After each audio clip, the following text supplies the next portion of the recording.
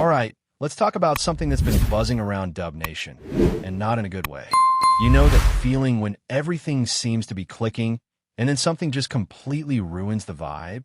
That one moment that flips your perspective and makes you go, yeah, this ain't it. That's exactly what just happened with Jonathan Kuminga and the latest news coming out of the Warriors camp. We're not even in the thick of training camp yet, and we already got drama. So here's the deal. Jimmy Butler hosted an informal team workout. Not mandatory. No coaches involved. No front office pushing buttons. Just players trying to build chemistry, stay in shape, and show they're locked in for the grind that's coming. Now, informal or not, these kinds of workouts say a lot about where a player's head is at. You show up, you're bought in. You skip it, people are going to start asking questions, and fair ones at that. And guess who didn't show up? Jonathan Kaminga. Yep, the same Kaminga who's reportedly looking to cash in big time on his next deal. The same Kaminga who's been trying to prove he's not just a high-upside athlete, but a cornerstone for this franchise moving forward. You'd think that guy would be front and center at anything team-related, especially if it's about building trust and chemistry with vets like Steph, Draymond, and Jimmy. But nope, he was a no-show. Now, some folks are already defending him, saying he's a restricted free agent. He's not obligated to show up. He's still working on his contract. And yeah, technically that's true. But then you look over and see Gary Payton too in that same workout, also a free agent. And suddenly that argument doesn't hold up so well. Gary's in the same boat. He doesn't have a finalized deal yet, but he showed up. Why? Because he gets it. Because he's built for the grind and understands the value of team culture, especially on a roster chasing a ring. And that's what makes this so frustrating. This isn't about mandatory attendance. It's about mindset. It's about whether a guy is aligned with the mission or not. Because this Warriors team isn't just trying to make noise. They're trying to win now. This is that last ride kind of energy. Steph chasing number 5, Draymond looking to cement his legacy even further, Jimmy going all in to finally get his first. This group is laser-focused, and that kind of energy is contagious if you're around it. You look at teams like the Thunder or the Rockets, or even the Lakers. They don't do stuff like this in the offseason. They're not holding voluntary mini-camps in September. The Warriors are. And that tells you everything you need to know. This team is serious. They want to come out swinging from game one. They want to be locked in mentally and physically before the season even starts. That's a championship mindset. And Kuminga, by skipping this, just broadcasted the opposite. And you know what makes it worse? This isn't new. This isn't the first time Kuminga's attitude has raised eyebrows. There have been whispers for years now, behind-the-scenes stuff about his focus, his maturity, his buy-in. And you better believe Steve Kerr's been watching all of that closely. There's a reason Kuminga hasn't gotten consistent minutes, even when he's looked great in stretches. It's not always about talent. Sometimes it's about trust. And right now, Kuminga's not making it easy to trust him. Back when the Warriors were in the middle of that dynasty run, we're talking 2015 through 2019, the bond between players was tight. Those team dinners on the road, the off-day workouts, the little stuff that never makes the headlines, that's what kept them locked in. That's what allowed a group of strong personalities to stick together and keep winning year after year. Steph, Clay, Draymond, David Lee, they weren't just teammates. They were invested in each other. Fast forward to now, and this group is trying to recreate that same energy. Jimmy Butler organizing off-season workouts with Steph and Draymond isn't just about getting shots up. It's about sending a message. We're serious. We're together. We're here to win. And when someone doesn't show up, especially a young guy like Kaminga, who still has so much to prove, it sends a very different kind of message. That kind of absence sticks out. It makes people question whether he's really about that life, whether he's willing to make sacrifices for the greater good, whether he understands what it takes to be part of a title-winning team.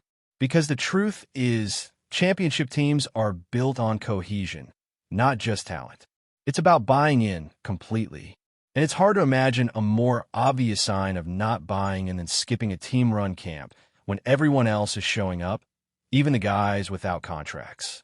Let's not sugarcoat it. This is a red flag. And if you're in the front office, you're paying attention to things like this. You're asking yourself, Is this the kind of player we want to invest in long-term? Because talent only gets you so far. And with Kuminga, it's never been about physical tools. The guy's got freakish athleticism. He's shown flashes of elite two-way potential. And when he's locked in, he looks like a future all-star. But the other stuff, the maturity, the reliability, the willingness to be part of something bigger than yourself, that's where the doubts creep in. And this latest move, or lack thereof, just gave the Warriors even more reason to pause. You've got Jimmy and Steph out here trying to set the tone for the season, bringing in vets, keeping the group close, and building that camaraderie before the real work begins. You've got a roster full of guys who know their window is closing, who know this might be their last real shot at a title. They're not wasting time. They're not holding out. They're all in. Meanwhile, Kaminga's watching from the sidelines, apparently more focused on contract details than chemistry. And look, I get it. Every player wants to get paid. That's part of the game. But when your actions suggest you're putting yourself above the team, especially this early in the process, you're sending the wrong message to everybody. And here's the kicker. This might not just affect his standing with the Warriors. Other teams are watching too. Front offices around the league are always paying attention to how players carry themselves, especially in moments like these.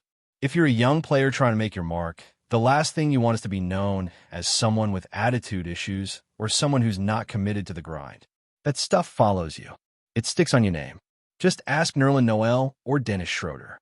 Turn down the wrong deal, bet on yourself the wrong way, and you could end up out of the league faster than you think. That's why this feels like a turning point. The Warriors are trying to build a team that's ready to compete right now. They're not in development mode. They're not trying to wait around for guys to figure it out. They want grown men in that locker room, guys who know their roles, who don't need their egos stroked, who can handle a few DMPs without throwing a fit. Veterans, professionals, warriors. And that might just mean Kuminga's time in Golden State is coming to an end. If he's not bought in now, before the season even starts, how can anyone expect him to stay locked in when the games get tough? When minutes get tight? When sacrifices have to be made? The thing about these kinds of moments is that they don't just pass quietly. They ripple. They hit the locker room, they hit the coaching staff, and they absolutely hit the front office. You think Mike Dunleavy isn't watching this situation unfold with a magnifying glass? You think Joe Lacob, a guy who's built his reputation around championship culture and organizational excellence, is brushing this off like it's nothing? Absolutely not. These are the kinds of behavioral red flags that trigger real conversations behind closed doors. Conversations that start with, "Is this guy one of us?" and often end with, "Maybe it's time to move on." And if we're being honest, Kuminga's talent is the only reason he's still in the room. But talent has a shelf life when it's not backed by consistency, professionalism, and maturity. This franchise has invested a lot into his development. Not just minutes on the court, but time, patience, and the kind of structured environment that not every young player gets. They brought him along slowly, gave him playoff experience, handed him defensive assignments against top guys, and even let him handle the ball more to expand his skill set. But if after all of that, your response is to skip out on a voluntary team-building opportunity with key players and a possible future Hall of Famer in Jimmy Butler, that's not just tone-deaf. That's flat-out disrespectful to what this team is trying to build. There's also a harsh truth here that's hard to ignore. Kaminga isn't irreplaceable. Not anymore. Maybe 2 years ago, when he was still viewed as the shiny new lottery pick with unlimited upside.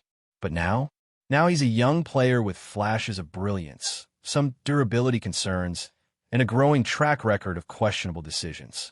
That's not a core piece. That's trade bait, especially for a team like the Warriors, who are looking to retool on the fly and surround their stars with win-now veterans who understand exactly what's at stake. And let's be clear, the Warriors aren't chasing another dynasty. That window has closed. What they're trying to do now is mount one final, all-out push for a title before Father Time catches up to Steph and Draymond. That means they don't have the luxury of waiting on players to mature. They don't have the space to gamble on potential. They need reliability, cohesion, and guys who are 100% locked in. Kaminga, right now, is giving them none of that, which is why a trade seems more and more inevitable. If you're the Warriors, this latest no-show probably didn't just move the needle. It may have tipped the scale. You start looking around the league for teams with a surplus of veterans, guys who've been through the wars, guys who might not put up 20 a night, but who know how to win. And suddenly, the Miami Heat become a pretty intriguing option. That connection has been floated before, and now it makes even more sense. Miami needs youth, they need upside, and they love tough, athletic wings who can defend. Kuminga checks every box for them. And in return, Golden State could bring in veterans who know exactly what their role is, won't ask for touches, and will give you 20 solid minutes off the bench without complaining if that number drops to 0 on a given night. That's what this team needs. Not more wild cards. Not more projects. They need players who bring stability. The kind of guys who will lean into the system, fill in the cracks, and make life easier for Steph, not harder.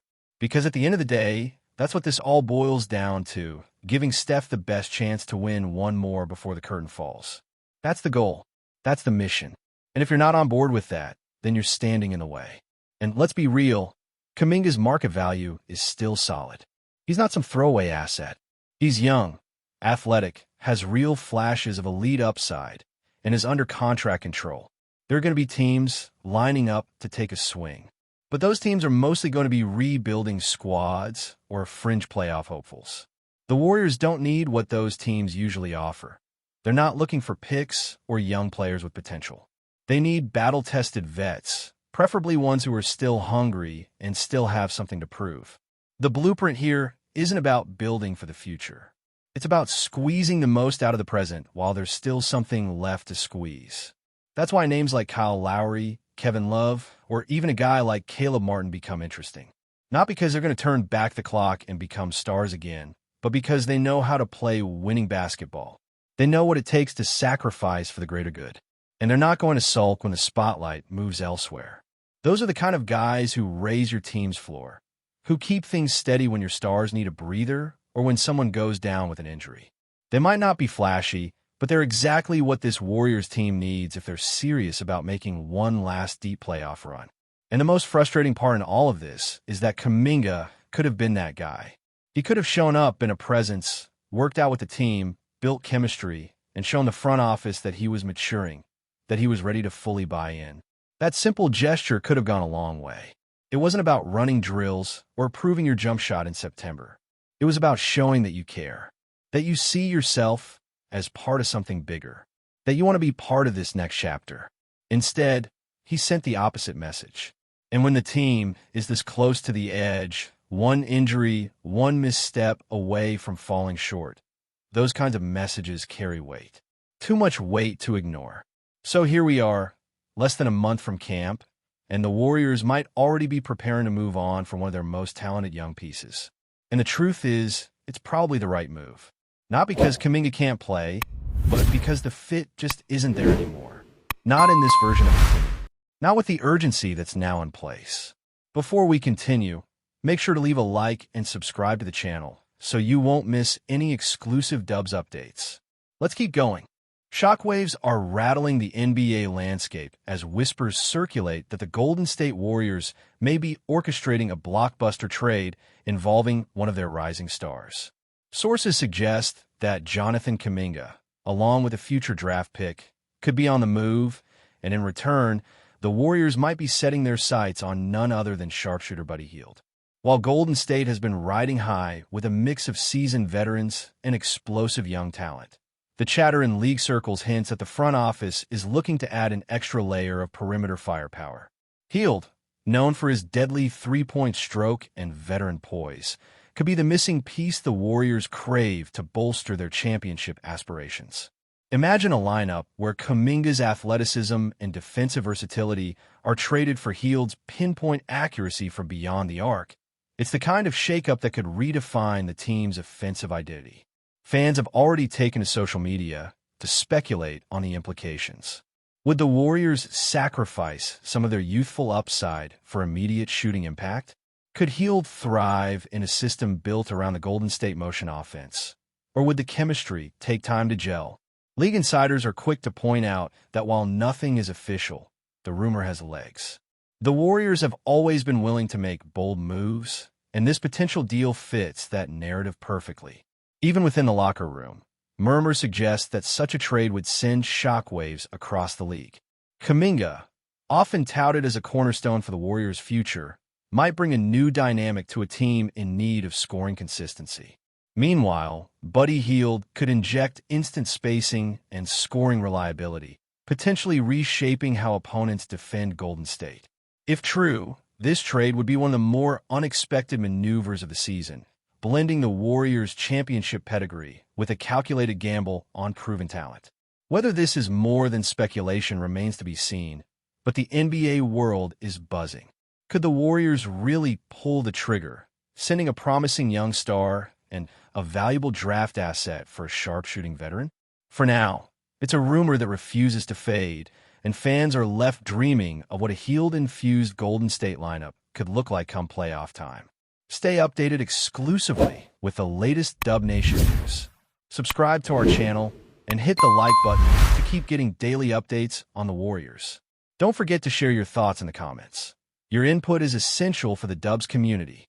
Stay tuned for the next video.